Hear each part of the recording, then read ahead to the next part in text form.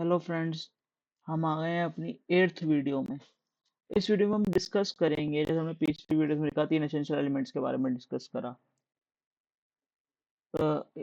Wrongful act, infringement of legal right और legal damages. ठीक है, अब लीगल डैमेज के इतने टाइप होते हैं, लीगल डैमेजेस क्या होते हैं और लीगल डैमेजेस का एनालिसिस हम इस वीडियो में डिस्कस करेंगे। ठीक है, इसमें इंट्रोडक्शन होगा, एब्सोल्यूट और क्वालिफाइड राइट्स के बारे में बताएंगे, इंजूरिया सैनोन डैमनम और डैमनम सैनोन इंजूरिया कंक्लूजन। ठीक है, देखते हैं introduction.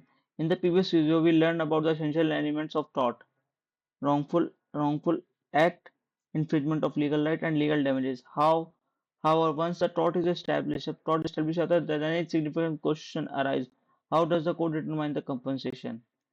That where the concept of damages come in. इस वजह से फिर damages आते हैं. In this video, we will break down the different types of damages in tort law. ठीक है? First we discuss absolute and qualified rights. Absolute rights are those that provide an automatic presumption of legal damages without needing proof of loss. Claim can be actionable per se. Example, trespass. कि हमें prove करने की जरूरत नहीं है कि हमें loss हुआ है या नहीं हुआ है, लॉस हुआ है या नहीं हुआ है। ये सीधा सीधा बताता है कि कैन एन एक्शनेबल क्लेम पर से आपको मिलेगा ही मिलेगा। ठीक है,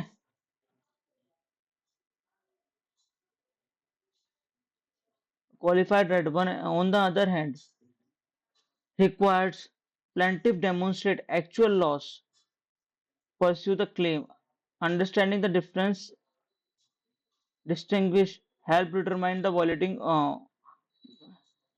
variability of torts claim and legal standards of applied in various cases. Example, negligence. ठीक है, अब ये एब्सोल्यूट और क्वालिफाइड राइट क्या होते हैं। इसमें आपको क्वालिफाइड है आपका कोई, तो उसमें तो आपको एक्चुअल डैमेज, एक्चुअल लॉस और लीगल डैमेज दोनों ही प्रूव करने पड़ेंगे। लेकिन अगर आपको एब्सोल्यूट राइट वॉयलेट हुआ है, जो तुम्हारा एब्सोल्युटली राइट है, एब्सोल्यूट राइट वॉयलेट हुआ, तो उसमें आपको लॉस प्रूव करने की जरूरत नहीं है, सिर्फ और सिर्फ आपको लीगल डैमेज प्रूव करने की जरूरत है। ठीक है, without proving of loss, actionable पर से, automatic presumption of legal damage, इसमें ऑटोमेटिक प्रिजम्पशन हो जाती है लीगल डैमेज की। ठीक है, कि लीगल डैमेज हुआ ही हुआ है। ठीक है, ठीक है, अब आते हैं कंसेप्ट ऑफ इंजीरियस सैनम डैमनम, डैमनम सैनम इंजूरिया। देखो, ये एब्सोल्यूट राइट का एग्जांपल है, एब्सोल्यूट राइट्स का। अब द इंजीरियस सैनम डैमनम is a legal principle initiating that violate of legal right can be occurred actual loss without any actual law. This means that the plaintiff does not need to demonstrate financial harm, उसे financial harm लगाने की जरूरत नहीं है, और to have a violate claim. For instance, even if the physical damage occurs, an infringement of rights like trespass still impede to the affected party seek the legal remedy. ठीक है, कोई नुकसान, कोई घुस गया अंदर और उन्हें नुकसान भी नहीं करा, लेकिन आपका राइट वॉलेट कर दिया, आपको कुछ लीगल लॉस नहीं हुआ, सिर्फ घुसा आपकी परमिशन के बिना, ट्रेस पास करा, आपका लीगल राइट वॉलेट हो गया। इसका सीधा सिंपल आप ट्रेस पास है। ठीक है, कोई घुसा अंदर, उसने आपको कुछ भी लॉस नहीं करा, आपको कोई भी नुकसान नहीं हो, लेकिन आपकी प्राइवेसी के अंदर घुस गया है, वो घुस गया है और वो अपने घर के अंदर घुस गया, लेकिन आपको कुछ नुकसान नहीं करा और चला गया, लेकिन आपके घर के अंदर घुसना उसके बिना परमिशन के आपका नुकसान है, आपका राइट वॉलेट कर रहा है वो। इसका मतलब बिना फिजिकल लॉस के भी आपका राइट वॉयलेट हो सकता है, उसको बोलते हैं इंजीनियर साइनम डैमनम। ठीक है, every every every injury protect important every injury import a damage for a not merely pecuniary but hidden plaintiff को परेशान कर सकती है और उसके लीगल राइट को। तो जस्टिस सेजी होल्ट जस्टिस सेजी होल्ट ने एसबी वर्सेस राइट के केस में ये कहा था कि it argued that refer the breach of legal right it does not result into a loss. ऐसा नहीं है कि लॉस होना जरूरी है, राइट? बिना लॉस हुए भी वॉयलेट हो सकता है। Harm of financial loss is to the plaintiff. और इसमें ये हुआ था बेसिकली, जिसको जिताना चाहते थे एमपी को, उस वो एमपी जीत गया था। एसपी जिस एमपी को जिताना चाहता था वो एमपी जीत गया था, लेकिन उसे वोट नहीं डालने दिया गया था। ठीक है, उसे वोट नहीं डालने दिया था, तो मतलब उसको कोई नुकसान तो हुआ नहीं एक तरीके से। जो वो चाहता था वो जो हो गया, लेकिन उसका राइट तो वॉलेट हो गया ना। ये इंजूरियस एनम डैमनम है। ठीक है, गॉट इट?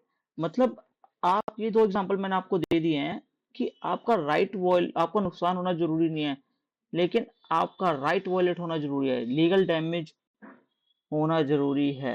आपका आपका राइट वॉलेट होना बहुत जरूरी है। आपको लॉस होना हो फोन, लेकिन आपको राइट वॉलेट हुआ है तो आप तब भी एक्शनेबल पर से। ठीक है, now discuss damnum sine injuria. Without infringement of legal right, no remedy can be provided to the plaintiff. The damnation and injury refer to the situation where the plaintiff suffer actual loss. देखो इसमें, without infringement of legal right, no remedy can be provided to the plaintiff. मतलब कोई भी remedy provide नहीं कराएगी तब तक उसका लीगल इन्फ्रिंजमेंट का राइट, लीगल इन्फ्रिंजमेंट, वो लीगल राइट इन्फ्रिंज नहीं हुआ होगा तब तक। Without infringement of legal right, in such a case, the law does not provide ground for a tort claim, as there is no violation of legal right. For example, including a situation where the competitor action may be lead to loss. मतलब जो तुम्हारे साथ काम business कर रहा है, उसका कोई एक्शन तुम्हें लॉस पहुंचा दे, but did not infringe competitor legal right, पर लेकिन उसने तुम्हारा कोई राइट वायलेट नहीं करा है, तो आपको कोई रेमेडी नहीं मिलेगी। ऐसे ही ग्लॉस्टर ग्रामर स्कूल का केस है, उससे बराबर में ही कोई स्कूल खोल लिया था। और एक एग्जांपल और है कि उसका स्कूल के खुलने से उसका स्कूल चल गया था मिल्स। और डेमनम में भी इंजूरिया इस अब्यूज का मतलब है विदाउट। डेमनम विदाउट इंजूरिया, विदाउट लीगल राइट वॉलेट हुए भी आपका राइट इन्फ्रिंज, आपका लॉस हो सकता है। डेमनम आपका विदाउट विदाउट इंजरी हुए भी आपका लॉस हो सकता है, इसका मतलब ये है। डेमनम में भी विदाउट इंजरी, ये इसका मतलब होता है without. Meaning that there is no violation of legal right, as as uh, as in I own a mill, मैंने एक मील खोला, and my neighbor construct another mill, बराबर पड़ोसी ने भी another mill खोल लिया, reducing उससे उससे खोलने से आपका प्रॉफिट कम हो गया है। Despite the damage will be damage in I have sustained, जो मुझे प्रॉफिट मिलना होना चाहिए था, वो आपको लॉस तो हुआ है इसमें, बट आपको जो प्रॉफिट मिलना चाहिए था वो प्रॉफिट नहीं मिल रहा अब। It will take a action against him.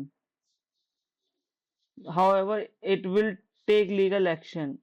If the meal tempered, मतलब कुछ गलत करता है या गुस्सा हमारे उसमें या कुछ करता, तो हम एक्शन ले सकते थे। With the water supply and meal cause another annoyance, कोई अलग annoyance करता। If the action is intentional, it mere fact that the man hurt does not give rise to cause of action, as long as the another person exercising a legal right। ठीक है, the injured party will not be able to make claim in the court. मतलब किसी के मतलब damage injury मतलब ये है कि बराबर वाला प्रॉफिट, आप कोई भी कंपटीशन का एग्जांपल है, कोई भी कंपटीशन हो, उसमें आपने कॉम्पिटिटर ने आपकी मोबाइल की दुकान है, आपके पड़ोसी ने ही मोबाइल की दुकान खोल ली है बराबर में, लेकिन उसने आपको कोई राइट वॉलेट नहीं करा, उसका भी राइट है बिजनेस करना। उससे आपको लॉस हो रहा है तो इसमें उसकी रिस्पॉन्सिबिलिटी नहीं है, उसने आपको राइट वॉलेट नहीं करा, बस अपना राइट एक्सरसाइज करा है। ठीक है, बस यही है टर्मिनल साइन इंजूरिया की। विदाउट लीगल राइट वॉयलेट हुए आप डैमेजेस नहीं ले सकते, और आपको नुकसान हो सकता है बिना आपका राइट वॉयलेट हुए।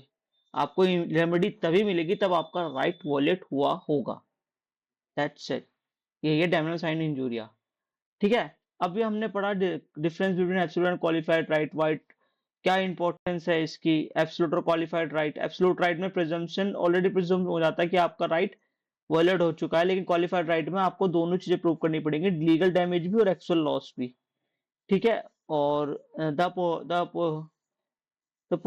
Potential remedy for injured party, ये कितना जरूरी है कि पोटेंशियल रेमेडी कैसे मिले इंजर्ड पार्टी को। एंड द की कंसेप्ट, हमने पढ़ा की कंसेप्ट के बारे में, इंजुरिया and illuminate the complexity without the law of tort। अब हम फोर्थ कमिंग वीडियो में, आने वाली वीडियो में हम पढ़ेंगे कि मैलिस इन लॉ और मैलिस इन फैक्ट क्या होता है। ठीक है, इंटेंशन के बेसिस पे।